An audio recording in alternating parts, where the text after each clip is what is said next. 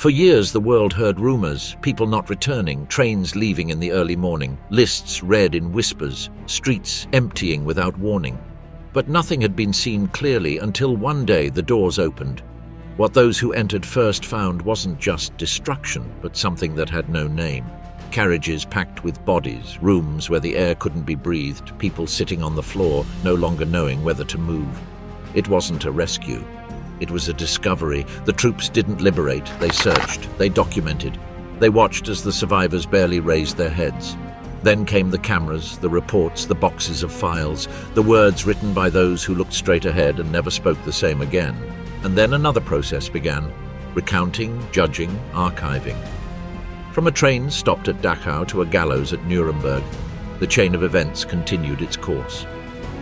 What remained was neither consolation nor complete justice, but undeniable proof of everything that had happened while the world was still looking the other way. Deportation, fear, and separation. Silence was a dangerous sign. Every time the loudspeakers stopped broadcasting orders or the patrols failed to make their usual rounds, a different kind of anguish swept through the ghetto. It wasn't relief, it was suppressed fear. On more than one occasion, that pause was the prelude to a raid, and when they arrived, they did so with methodical calm, without needing to raise their voices or run. They entered the homes as if they already knew who to look for. People were dragged out or coaxed into the home by force. It didn't matter if they were elderly or children. It didn't matter if they were sick or shouted that they were indispensable in their workshop. Once someone was on the list, their fate was sealed. In the first few days, no one understood exactly where the missing people were being taken. There was talk of labor camps, new settlements, places where there would be food and shelter. Many even volunteered if it meant keeping their families together. But reality soon seeped in. Those who left didn't write, didn't return, left no trace. People began to talk about trains that never returned, about stations where thousands of people could be seen boarding without luggage, guards watching their every move with guns drawn. The stations became a scene of terror. There were no clear orders or explanations, only shouts, shoving and sorting. People were lined up, assessed with a quick glance, and separated by gender, age or physical condition. Some mothers begged to go with their children. Others tried to hide them in blankets or bags, but the guards didn't negotiate. Decisions were made in seconds. A nod to the left could mean immediate death, a nod to the right, a new way of surviving. Inside the ghetto, the news of each new deportation generated a cumulative panic. Families began to hide the most vulnerable. Compartments were dug underground, false walls were erected, children were disguised in adult clothing. Some tried to create false documents or pay bribes to those with contacts in charge of the lists. But there were no guarantees. The raids were unpredictable. They could arrive at night or in broad daylight, and often brought with them pre-prepared lists with names no one expected to find there. Betrayal became commonplace. Faced with fear and desperation, some began to inform on others. Simply hinting that someone was hiding a fugitive or had lied about their age was enough to be added to the next selection. No one was safe. Informers, in addition to guaranteeing a minimal reward, offered the illusion of postponing one's fate. Escape was a desperate attempt. Some managed to leave the ghetto through improvised tunnels or clandestine routes through the walls, but once outside, the danger did not diminish. They had to hide among strangers, adopt new identities, pretend not to be who they were. The surrounding peasants, in many cases, wanted nothing to do with it. Some helped, yes, but many denounced or outright handed over the fugitives out of fear or for money. Some decided not to escape but to resist in hiding. For weeks, even months, entire families shut themselves in small, unlit rooms, barely moving, living on scraps that others dared to bring them secretly. On more than one occasion, this sustained silence saved lives, but on many other occasions it was interrupted by a single out-of-place noise that unleashed tragedy. Inside the ghetto, the effects were visible. The streets emptied after each operation, the workshops lost workers, the makeshift schools closed. Beds were left empty and blankets rolled up. What had once been a house with 6 or 7 people now housed barely 2 or 3 who avoided looking into each other's eyes so as not to remember who was missing. The fear was no longer just of dying, but of being completely alone. The information circulating within the ghetto became a tool of survival. Those who knew in advance the names that would appear on the lists could make difficult decisions, flee, hide, separate from their loved ones. But that information wasn't always reliable and was sometimes used to extort, manipulate, or simply sow chaos. No one knew who to trust. Every decision was marked by fear. Stay home or go to work, hide a relative or try to get them new documentation, trust a neighbor or remain silent. Everything could have irreversible consequences. And yet, everyone had to decide, day after day, how to continue, how to survive another day without losing everything. This was a time when many understood that the most painful thing wasn't just the loss, but the slow and confusing process of separation. There were no clear goodbyes or graves to mourn. People simply disappeared. They vanished amid shouts, shoves, and trains, and with each departure, the ghetto became a little emptier, quieter, more desperate. In many homes, the day began with the uncertainty of whether anyone would return that night. People lived under constant tension, without certainties, without a visible future. Children learned to remain silent, not to ask questions, to understand that security no longer existed. Mothers, accustomed to comforting, could no longer find words to calm the crying. Sometimes that crying didn't come from immediate fear, but from an absence that grew stronger with each passing day. The place of a sibling, a grandparent, or a friend was left empty, and that emptiness became a constant presence. When the sound of trains reached them in the distance, their entire bodies tensed. That noise was no longer part of the landscape, but an omen. They knew what it meant. Hundreds of people herded like cattle, climbing into cars without knowing their destination. Often those left behind didn't know whether to feel relieved that they hadn't been called or guilty for being alive. Hope mingled with fear, and each new day seemed more like a test than a continuation of life. Rumors about final destinations circulated by word of mouth. Some said they were labor camps where bread or clothing were produced. Others spoke of factories or sanitation areas. But more and more people were beginning to understand that it wasn't just about work. The details were vague, the stories scarce, but what was clear was that those who left didn't return. And if someone managed to send a letter, it arrived written with generic, carefully chosen phrases, as if someone had been looking over their shoulder at the time of writing. Some tried to organize, seek collective solutions, form networks of information and protection.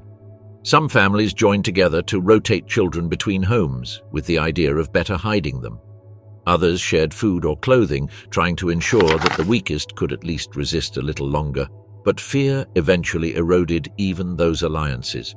As the repression increased, the bonds broke, not for lack of affection, but for the urgent need to survive.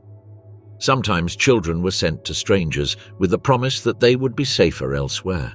This wasn't abandonment, but a desperate act of love. Mothers clutched their children to their chests before handing them over, knowing it could be the last time, and often it was. Some managed to survive hidden under other identities, in distant villages or in the homes of peasants who risked everything to hide them. Others weren't so lucky. The simple act of crying or saying their real name could seal their fate. Those left behind learned to live with the absence. Some kept the personal belongings of those who had left as if it would hold them close. A scarf, a cup, a pair of shoes. They were carefully placed in a corner, as if at any moment someone might return and need them. But over time, those objects too became covered in dust and forgotten. The only thing that didn't disappear was memory, although even that was starting to hurt. The nights were especially difficult. The silence deepened, the walls seemed thinner, and dreams, instead of rest, brought confusing images of goodbyes, chases, and unfinished farewells. In many cases, they woke up with their bodies trembling and their hearts racing. They didn't know if it was from the cold or the nightmare, and sometimes it was both. In certain sectors of the ghetto, talk began of hiding in groups during the selections. Some prepared communal hiding places, attics, basements, trapdoors. Stories were told of those who had survived entire days without moving, barely breathing, while boots scoured the streets looking for the next to be taken, but not everyone managed to go unnoticed. Sometimes a sneeze, a cry, or a simple crunch underfoot was enough to ruin everything. When that happened, the punishments fell not only on those in hiding, but also on those who had protected them. Still, many kept trying. The alternative was to give up without a fight. Every day of life was a small victory, even if it was filled with fear. In that context, even the smallest things took on new value, sharing a piece of bread, exchanging information about an upcoming raid, offering a corner where someone could hide for the night. Every gesture was an act of resistance, even if it wasn't recognized as such. The system was designed to break people, not just in body but also in spirit. The isolation, the separation, the terror, everything was calculated to destroy any form of organization or solidarity. But even in that hostile environment, moments of mutual support continued to emerge. They weren't frequent or easy, but they existed. And for many, they were the only thing that sustained the will to carry on. As the deportations intensified, so did the idea of home. Houses were no longer refugees, neighbors were no longer reliable allies, routines no longer offered solace. Everything came down to surviving another day. Some managed to do so for weeks, others for months. But in all cases, the experience left an indelible mark, the feeling that at any moment everything could disappear, even oneself. Goodbyes were swift when they existed. A hug, a glance, a whispered word. There was no time for more. And although some tried to remain steadfast, it was difficult to contain the trembling hands or the lump in their throats. Tears fell silently without fuss, as if even that could attract the wrong kind of attention. In that world, even pain had to be hidden, so it was that, little by little, separation ceased to be an exception and became everyday occurrence. Living with the constant fear of losing everything was the new norm, and although many adapted on the outside, on the inside they were shattering. Some showed it with their eyes, others with silence, and still others with that rigidity the body assumes when there is nothing left to do in the face of approaching destiny. Arrival at the concentration camp. There was no privacy or comfort in the camp. Everything was designed to break the body and then the mind. From the moment a person entered, the first thing they encountered wasn't a cell nor a dormitory, but a line. One line for registration, another for clothing, another for hygiene, another for the endless wait. Time lost meaning, and the cold, present from the first hours, seemed endless. The body would begin to shiver without permission, and it wouldn't stop. The clothes issued didn't fit, nor did they provide warmth. They were a thin set worn by others before, stained, marked, and without buttons. There was no choice. Striped shirts, baggy pants, loose caps, sometimes just one garment for the entire winter. And for the feet, torn or laceless shoes made of hard wood or torn cloth. Many received nothing, and the little that was obtained had to be exchanged quickly because in the camp an extra garment could be the difference between life and illness. No one asked whether a garment was for a woman or a man, whether it fit properly or not. The only thing that mattered was covering the skin. The latrines were far from where people slept. They were rows of hollows in cement or wooden benches, with no dividers, no water, no doors and no cleaning. They had to be used in full view of others. The stench was unbearable. Sometimes prisoners were beaten for taking too long, for going at the wrong time, for not being able to endure the diarrhea that so many suffered. In winter, going to the bathroom meant risking freezing to death, but staying put also meant getting sick. There was no rest. Some tried to use buckets, rags, or hidden corners, but everything was punished. Any deviation from the norm was considered insubordination, and punishments were not discussed. Personal hygiene was almost non-existent. People received 1 bar of soap for weeks, sometimes for several inmates. There were no frequent showers. Water was scarce or frozen. Hair was not washed, nor were hands. Their bodies were covered in sores, rashes, and bites. Their nails grew black. Many lost their hair due to infections or the cold. Lice circulated among everyone. The women tried to cover their hair with whatever was at hand. Sometimes a piece of cloth served as a handkerchief. Other times they just lowered their heads. No one smelled good. No one complained because complaining was a dangerous luxury. Sleeping was not a restorative activity either. It was done in hard wooden bunks, 3 or 4 levels, without mattresses, sometimes only damp planks. Each inmate was allotted a tiny space shared with others. Bodies were piled up. One's feet were close to another's face. Those with a fever shivered next to those who could still stand upright. There were no sheets. Blankets were scarce and shared. In winter, one's breath froze as it left the mouth. One inhaled the vapor of one's companion. Some died in their sleep. Others pretended to sleep to avoid an order or a beating. The cold became a constant threat, not only because of the temperatures but because of the lack of clothing, food, and movement. Sometimes the inmates were forced to remain outdoors for hours in the snow or rain, in formations where no one could move. If someone fell, they couldn't get up without permission. If they shivered too much, they received a blow. If they spoke, they were punished. The body slowly lost its ability to generate heat. Some tried to shelter themselves with paper, rags, whatever they could find, but the security guards prevented it. Physical labor was mandatory even for those unable to stand. Everyone was expected to perform from the first day. The sick too, the elderly too. If someone collapsed, they were dragged away. If they complained, they were beaten. If they resisted, they were eliminated. No one knew for sure what the punishment was for not following an order, but everyone knew better than to find out. Obedience did not guarantee life, but doubt did guarantee pain. Food was scarce, but not accidentally. Malnutrition was planned. Every day people received a piece of bread, a soup of water with husks, a dark liquid called coffee. The food arrived in buckets, ladled out, unchecked. Some days there wasn't enough, others there was, but the quality was so low that many vomited after eating. The feeling of hunger never went away. People talked about food all the time. They dreamed about food. Imaginary recipes were shared. Some kept crumbs in their pockets. Others bartered pieces of bread for a button, a string, a small blade. Their bodies, subjected to the cold, poor nutrition, and constant physical exertion, began to sag. Bones bulged out, skin stuck to their faces, eyes sank. Women no longer menstruated. Men lost strength. No one maintained their size, their voice, their shape. In a short time, everyone became shadows of their former selves. And by seeing each other, they saw themselves in the future. No one needed a mirror to know this. The body spoke for itself. In that place, the word health lost all meaning. Diseases ran rampant among the barracks, multiplying without contact. The cold, the lack of shelter, and the wet rags accelerated colds, fevers, and bodily weakness. No one spoke of the flu or bronchitis, because what began with a chill almost always ended with a sheet over one's face. No one asked for help, no one offered it. Silence in the face of illness was also a way of trying to survive another day. Water was present, but it wasn't drinkable.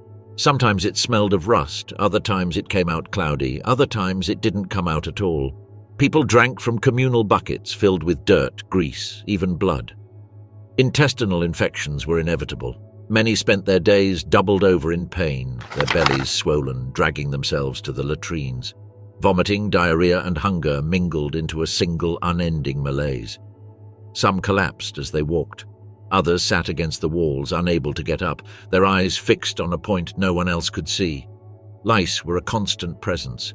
They bit relentlessly, hiding in the seams of clothing, in mattresses, in the creases of the neck.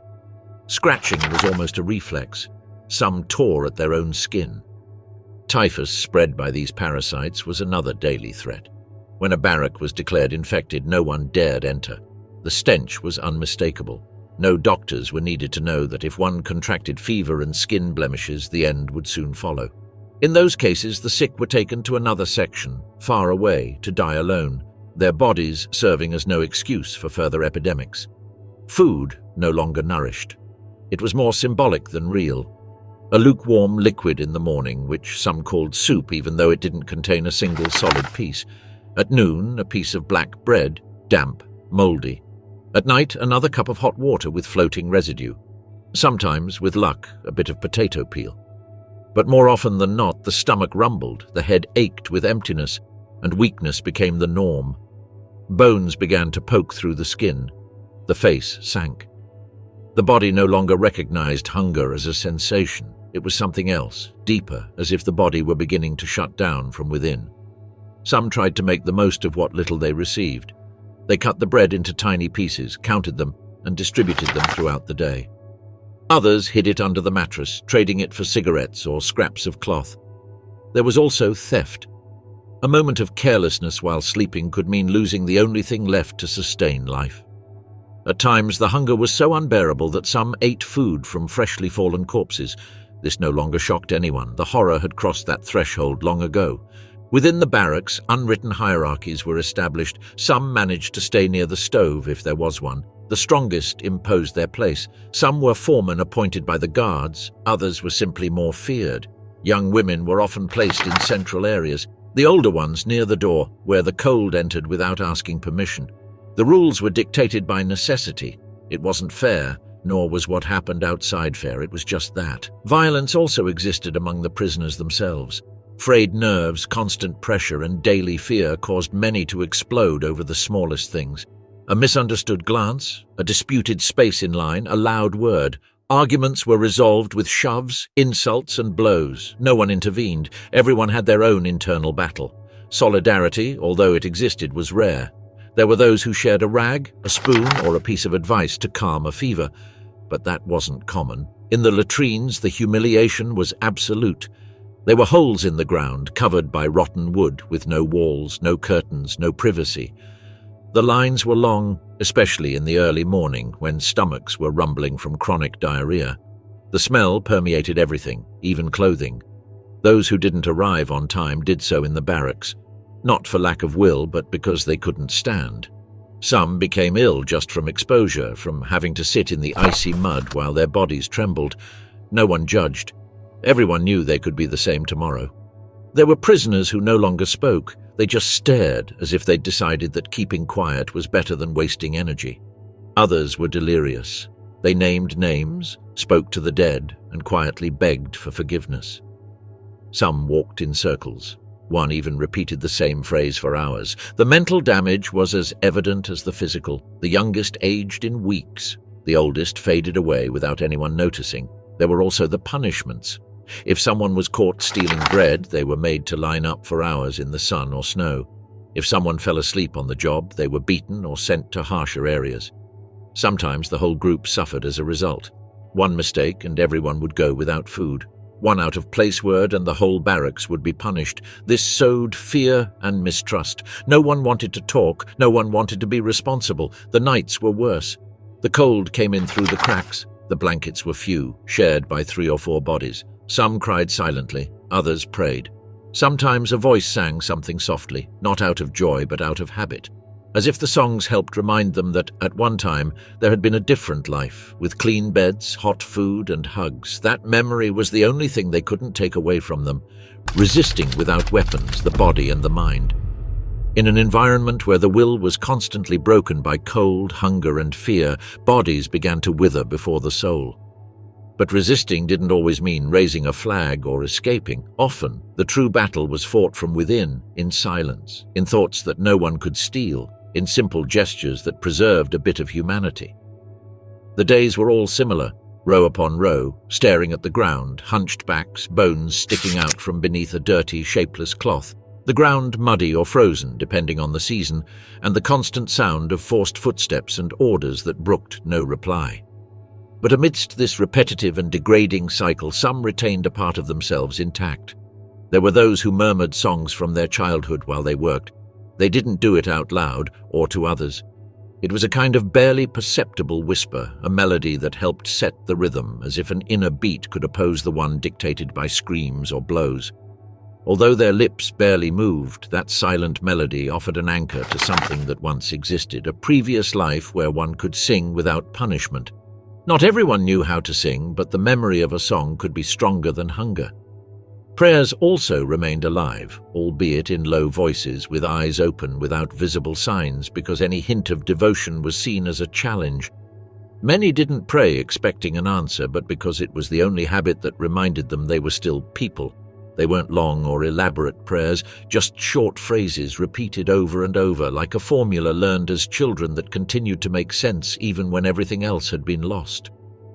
Thought was perhaps the last refuge. As their bodies dragged themselves among bricks, stones, tools, or corpses, many escaped with images of the past.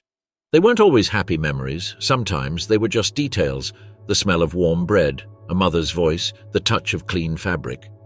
Others tried to imagine impossible scenarios like a set table or a room filled with light and warmth. It was in this capacity for imagination that some found a way to endure. Despite the divisions, the imposed hierarchies, and the constant fear, the gestures of humanity didn't completely disappear. Some shared a piece of stolen bread or pretended to be stronger to protect someone weaker during an inspection. Others whispered words of encouragement when no one else was listening, and there were those who simply sat next to another to keep them company in silence. a borrowed coat, improperly fitted for a few minutes, a hand that helped someone get up after a fall, a steady, non-judgmental gaze. All of this had the value of rebellion. The cold, which had pierced the bones since dawn, couldn't completely extinguish those small flames. Even in the latrines, where the stench was unbearable, sometimes a prisoner would help another clean herself or hold a sick companion so she wouldn't collapse. In the barracks, when no one had the strength to speak anymore, shared breaths formed a kind of passive resistance. A torn blanket served too, a wet rag passed from one to another to cool the forehead. No one had anything, but some still shared what little remained. Despair appeared like a constant shadow. Many stopped speaking, moving, thinking. They walked as if they were already dead.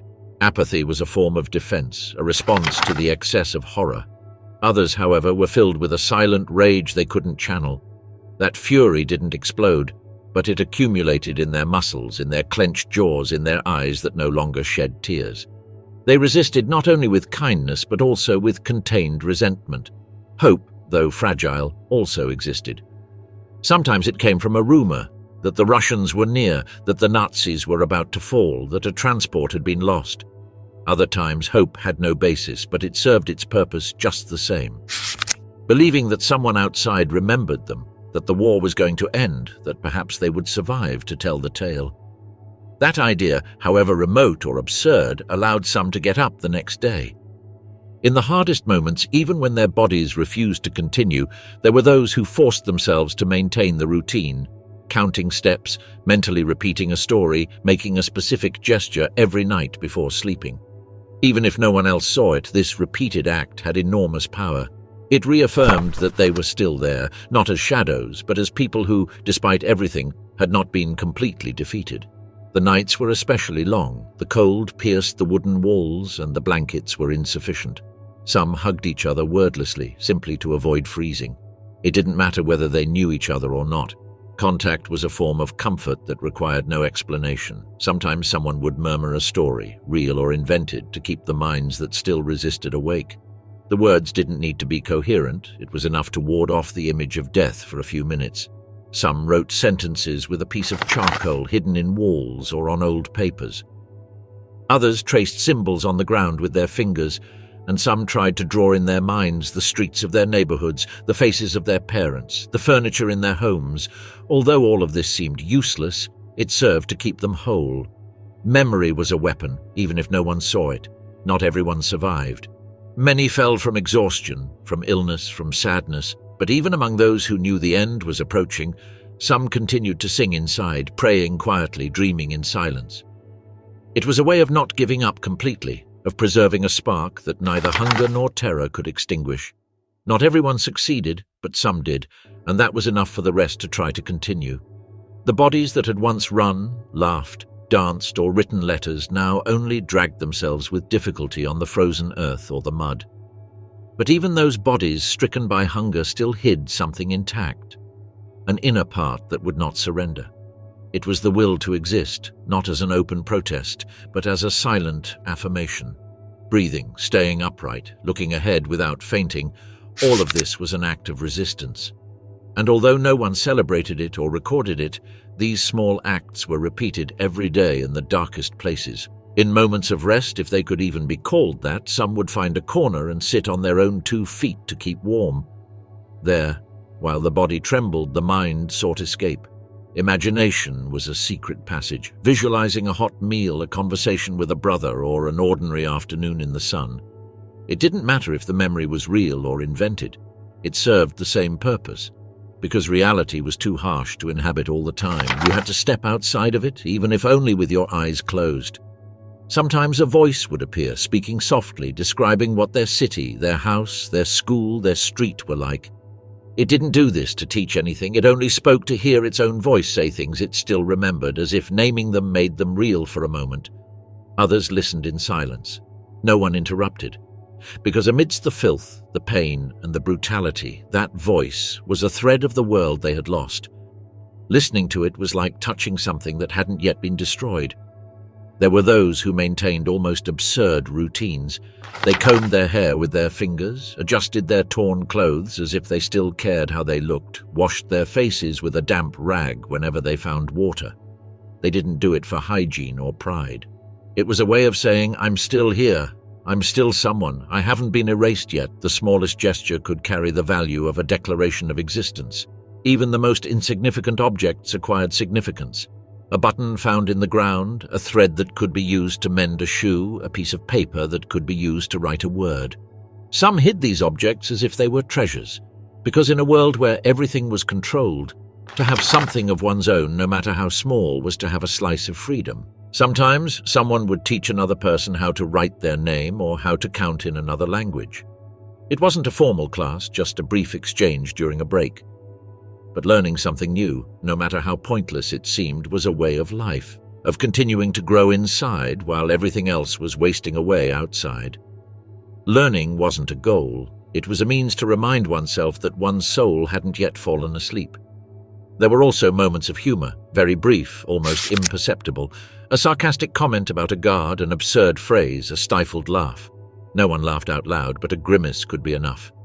Humor wasn't mockery, it was defense. Not against punishment, but against despair. Laughter, even if only internally, was a way of not giving up. Camaraderie wasn't always explicit. Sometimes it manifested itself in shared silence, in not ratting out others, in not pushing someone who had fallen, in not stealing a piece of bread. These omissions were forms of respect. In a place where betrayal could be rewarded and informing saved lives, choosing not to do harm was already a form of courage. In some corners on the walls or on the wooden planks, marks appeared, counted lines, symbols, words written in charcoal or with nails. They were signs. Sometimes they were names, other times dates or short phrases. No one knew who had written them, but everyone knew they meant something. They were footprints, not to be read, but so that someone at some point would know that someone had been there who wanted to leave a record of their passage. Sleep was a battlefield. Sleep meant risking not waking up, but it was also a truce.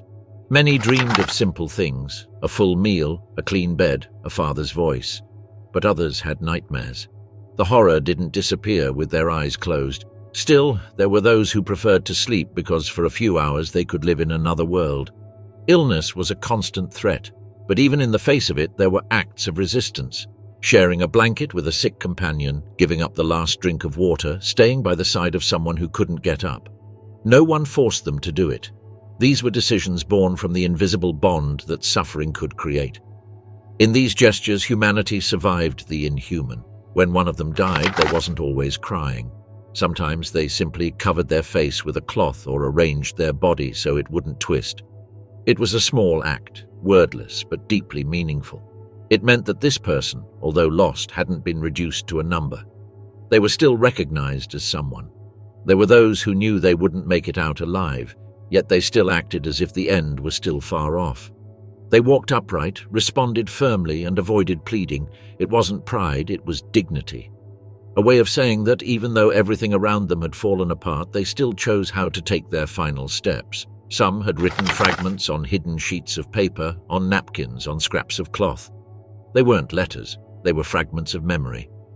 Short stories, lists of names, descriptions of what they saw. Writing was dangerous, but it also meant leaving proof that not everything had been erased. These writings weren't meant to be read at that moment. They were messages for an uncertain future. Hunger was perhaps the most persistent enemy, but even in the face of it, she resisted, eating more slowly, saving a crumb, exchanging one piece for another. There were strategies, calculations, decisions. It wasn't just about feeding themselves, but about prolonging their existence a little longer, about avoiding collapse, even for a few hours. Their gaze was also a form of resistance, looking straight ahead when everything indicated they had to bow their heads, looking at each other without fear, without judgment, sharing an expression, a gesture, a sign. There was a silent communication that united them beyond words. That invisible network sustained many when they had no more strength. And when someone managed to escape, when they crossed a door, a gate, a border, they carried with them not only their own story, but that of all the others. Because resisting without weapons wasn't an individual act, it was a chain of silent gestures, secret thoughts, small actions. It was a way of staying alive without making a sound, without drawing attention, without allowing themselves to be completely destroyed.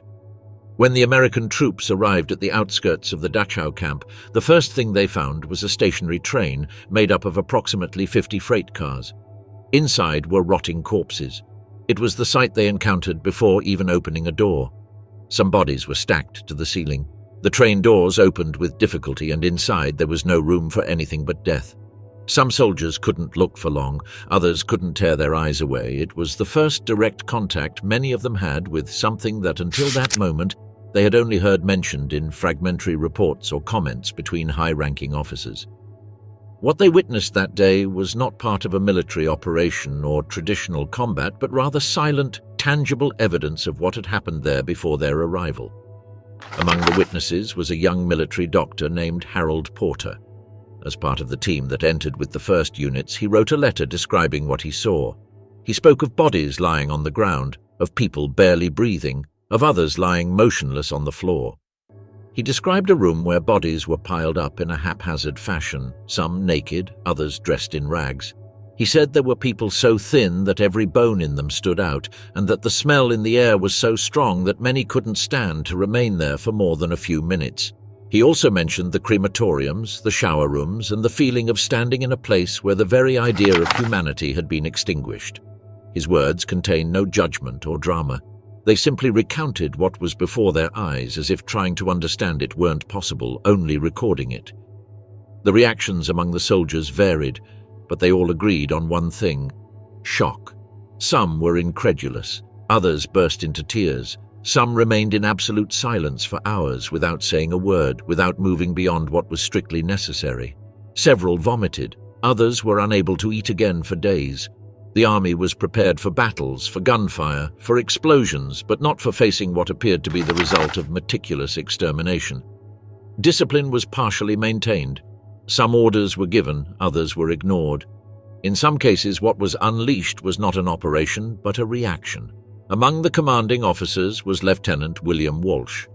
Upon entering the camp and witnessing the condition of the prisoners, as well as the magnitude of what had happened there, he made decisions on his own. He ordered the immediate execution of German prisoners connected with the camp administration. Some were lined up along a wall, others inside a wagon.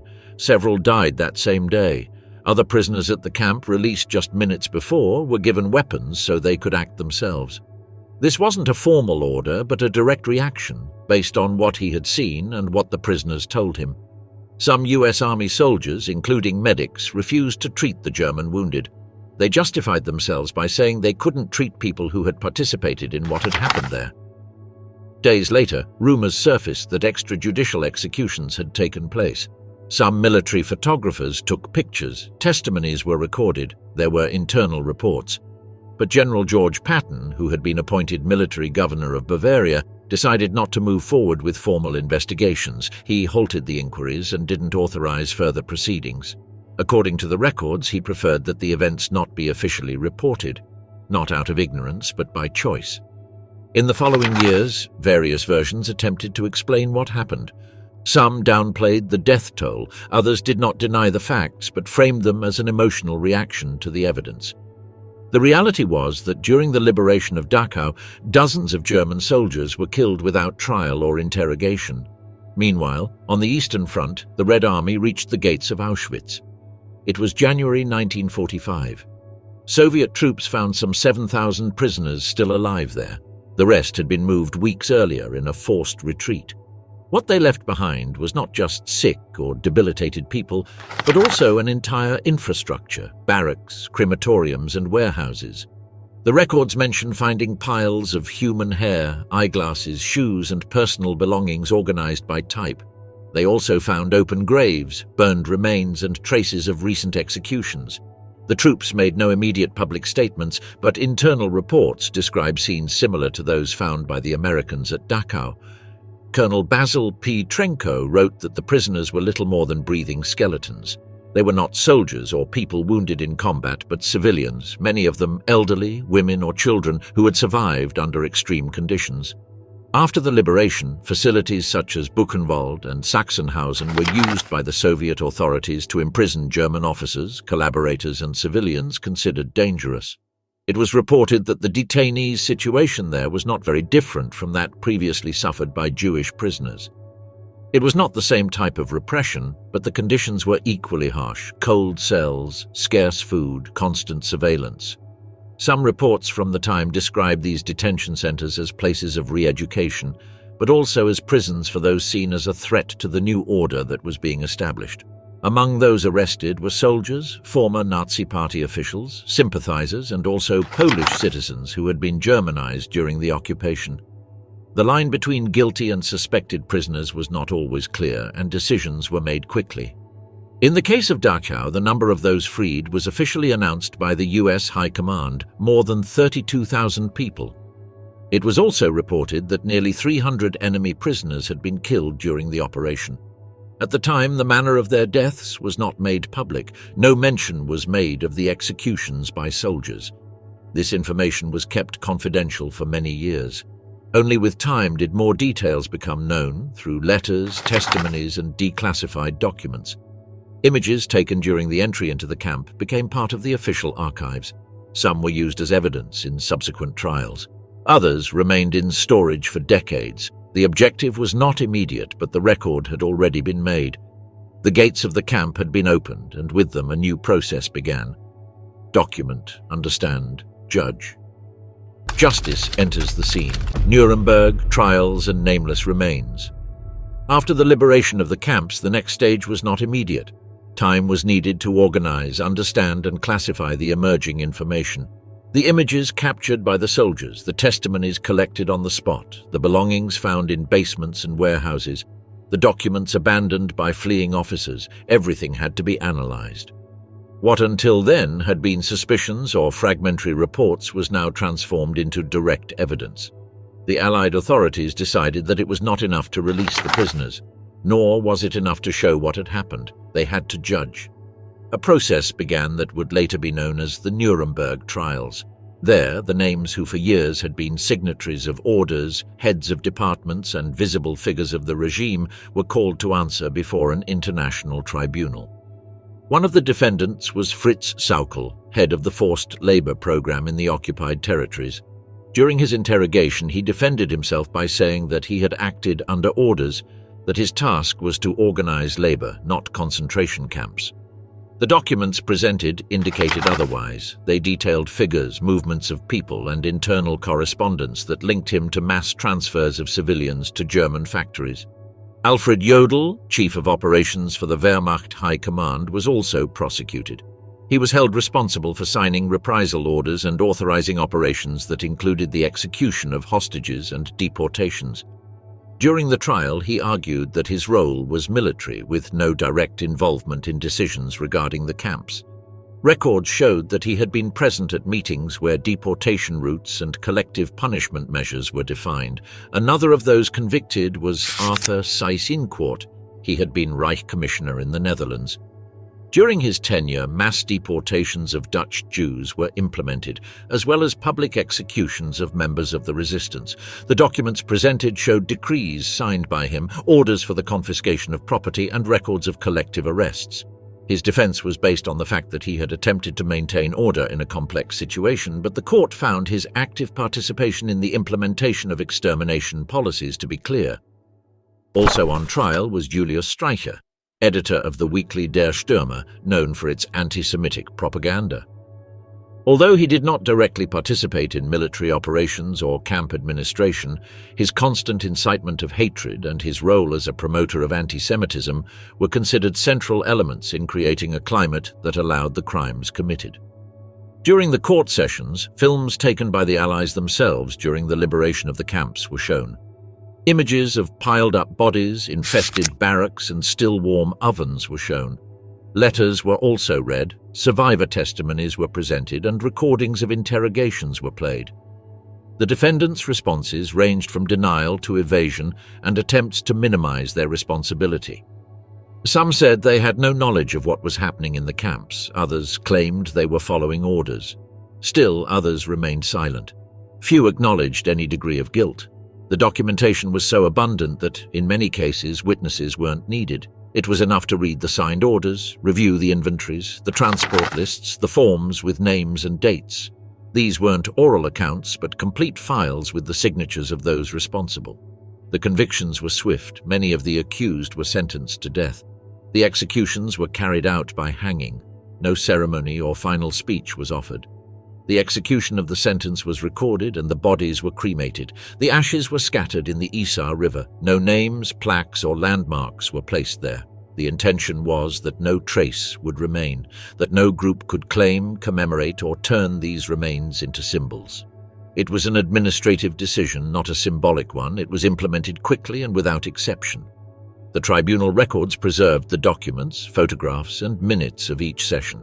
Copies were distributed among the Allied countries. Some were archived, others were used as educational material.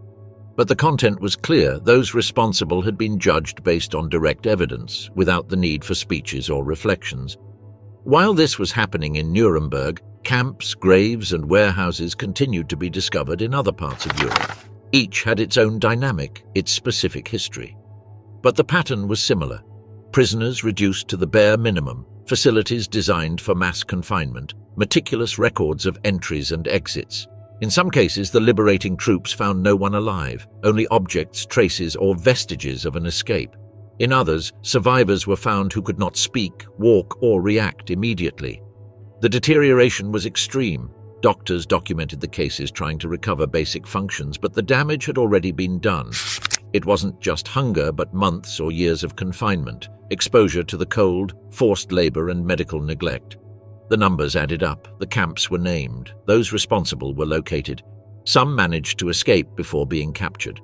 They changed their names, hid in rural areas, emigrated under false identities. Some lived for decades unidentified. Others were discovered years later when new documents came to light or when testimony placed them in specific locations. In several countries, belated investigations were opened. Traces were sought, witnesses were contacted, extradition requests were made, but many died before facing trial. Most legal actions were concentrated in the first years after the war. Afterward, interest waned. Even so, the archives continued to grow. Letters, memoirs, personal diaries, hidden photographs, everything was added to the general record. Liberation did not end with the closure of the camps. It continued in the courts, in searches, in reports that still appear in libraries and archives today. At the same time, some local authorities, both in Western Europe and in the territories liberated by the Soviet Union, established commissions to collect testimonies from survivors. The goal was to record what happened while memory was still fresh before time altered the details. These testimonies were diverse. Some were brief, others detailed. They described routines, punishments, names of commanders, specific moments. The aim was not to find culprits, but to construct a narrative based on the facts. The documents were compiled, archived, and in many cases forgotten for years. Only with the passage of time did they begin to be digitized, translated, and made available to the public. The accounts spoke of endless lines, frozen latrines, insufficient rations, punishments for looking at the wrong guard. Details that, when added together, formed a clear picture. For those who had lived inside those places, liberation did not mean the end of everything. Many had nowhere to go. Their homes had been destroyed, their families were missing, their communities no longer existed. Some remained in displacement camps, others attempted to emigrate. Several returned to their hometowns only to find no one waiting for them. Life went on, but not as before. There were documents to manage, identities to reconstruct, bodies to heal. Lists of survivors were compiled, names were searched for among the ruins. Some spent weeks in front of military offices asking for a mother, a son, or a brother, and the answers didn't always come. The names appeared on papers, but the people didn't. Other times, someone was found, but the emotional distance was such that reunion became difficult. Returning wasn't automatic, the trauma was still present. What remained after opening the door? As time passed, details began to emerge that had been kept secret during the war. Some soldiers who participated in the liberation wrote memoirs, others gave interviews many years later. Several of them said that the images of the first day were never erased from their minds. They described the smell, the strange silence, the gaze of those still alive. These were not scenes of battle, but something more difficult to assimilate. There were people sitting on the ground, unresponsive, others hiding for fear of further punishment. and also those who, upon seeing the Allied soldiers, simply collapsed. Their bodies couldn't take any more. The liberation wasn't a celebration, it was an interruption in a routine of misery. Some prisoners didn't immediately understand what was happening. They didn't know whether to trust if it was a trap, whether they should obey or run. The soldiers, for their part, were also unprepared for that scene. They had been trained to fight, not to care for people in a state of starvation or terminal illness. In some cases, mistakes were unavoidable. Giving food to those who had gone weeks without regular meals led to medical complications. Several died from indigestion. Others couldn't withstand the change in climate, the transition from an uncovered bunk to a makeshift ambulance. Doctors tried to stabilize the weakest, but the number of those in need exceeded any expectations. Improvised hospitals were set up, mobile kitchens were set up, and cleaning crews were sent. But all this took time, and in many cases it was too late. Prisoners died even after being liberated. Their bodies no longer responded, nor did their minds. As the camps were documented, lists, folders, and records appeared. The Nazis had recorded everything precisely.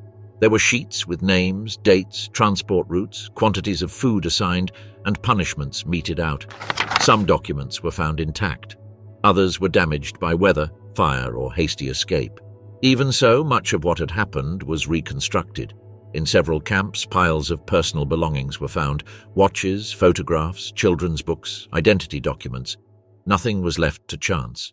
Every object had been classified. Many prisoners, upon arrival, were forced to hand over all their belongings.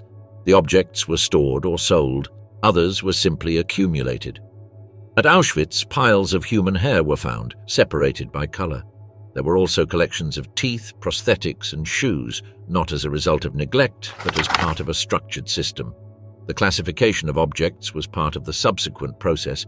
An attempt was made to return what could be returned, but in most cases there was no one to give anything to. Families were dead or dispersed. Archives were created to preserve what was found. Some objects were displayed in museums, others were stored in numbered boxes. The goal was to preserve the items as evidence. It wasn't about memory, but about material proof. Every item of clothing, every label, every mark was part of a case. No interpretations or embellishments were allowed. It was only recorded. The approach was technical, but the accumulation generated a clear picture. The logic of the camp was not one of spontaneous punishment, but rather one of sustained procedure. Every action was documented, every name noted, every transport registered. The Allies also found photographs taken by the Nazis themselves, images of construction, lists, and inspections. Some showed officers posing, others prisoners performing forced labor. There were also plans, diagrams, and instructions. All of this was integrated into the official archives. Texts were translated, materials compiled, and presented in court. Some images were so explicit that they were withheld, others were used as training material. The documents became part of an international network of archives. The goal was not only immediate justice, but also to prevent the facts from being denied later. The volume of material was such that denial was untenable. Each liberated camp provided more information. Each rescued prisoner had a story. Each recovered object had a history. After the trials, the camps were mostly dismantled. Some became memorials, others were closed to the public. Several remained abandoned for years until it was decided to recover their facilities for historical purposes. The intention was to preserve the site as it had been found, unbeautified, unmodified. Some barracks were repaired only to prevent their collapse. Plaques were placed, routes were laid out, and rules for visits were established. Political symbols and unauthorized photographs were not allowed. The museums were not centers of interpretation, but of preservation. Tours were guided, with precise explanations. No conclusions were offered, only facts. Testimonies were presented unfiltered, images were unedited.